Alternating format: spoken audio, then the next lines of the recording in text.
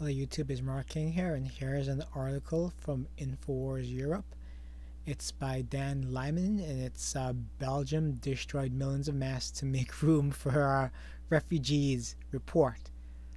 You can tell by the headline, like, okay, so hindsight being 2020, but you just don't destroy things like that. You know, it's waste, and these people pretend to care about quote unquote the environment, and they do these irresponsible things. They could have easily donated it. They could have done something else with it.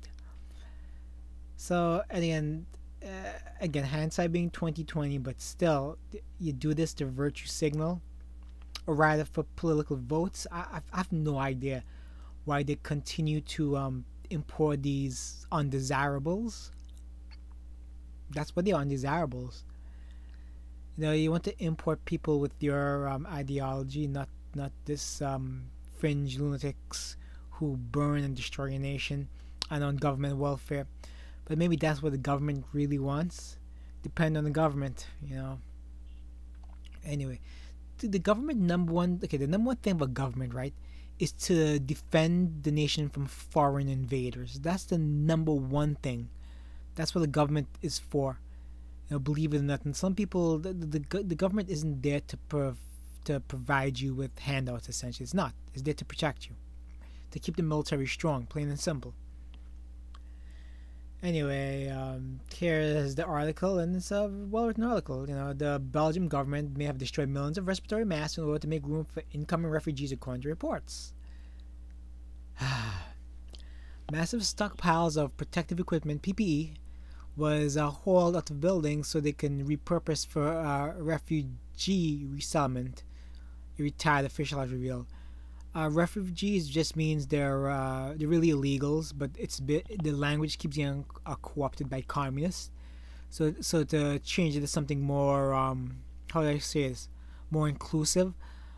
But refugee will eventually be called a bad term, and they'll change to something else. Let's continue to change these things. Okay, so words are really whatever. Here we are, right? So Maggie de Block, Belgium's public health minister, has claimed the masks were disposed of because they were expired in bad condition.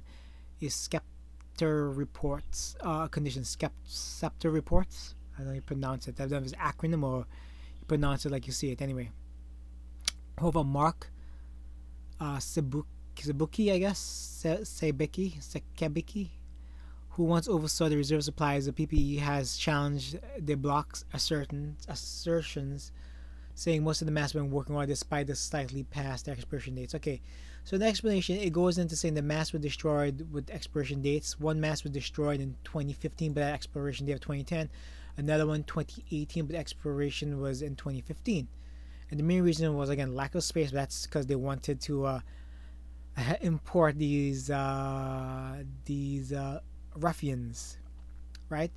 So in 2015, the government decided that the Red Cross would use some of the buildings to receive refugees, undesirables. Room had to be made, for which I certainly do not want to throw stones at the aid organizations or anyone else. Okay, so the truth isn't throwing stones, it's simply being honest. Sibuki said an official overseeing the operation even signaled his doubt the mask needed to be destroyed, instead suggesting they be donated, right? So in this article, it goes over, like, when is the expiration date of the mask.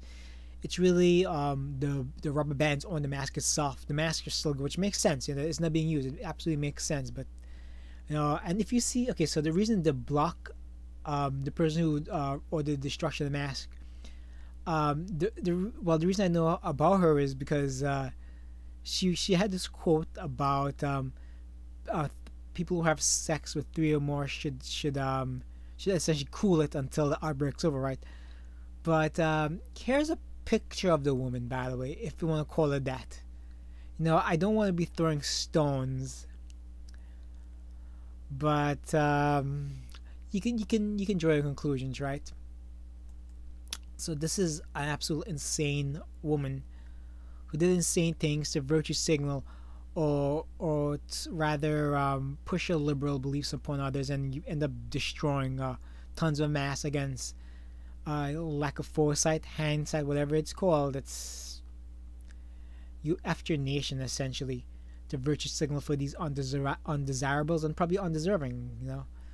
What you have to do is let the nations take care of their own, solve their own problems. In America, they shouldn't, and it's always like a political group pushing things. Like America shouldn't be concerned with the affairs of Muslims in their own country, right? For example, I'm sorry if some people get quote unquote abused. I'm sorry, I hate to say it, but it's not your problem. Your problem is to take care of your own citizens, defend your borders, take care of your citizens. That's it.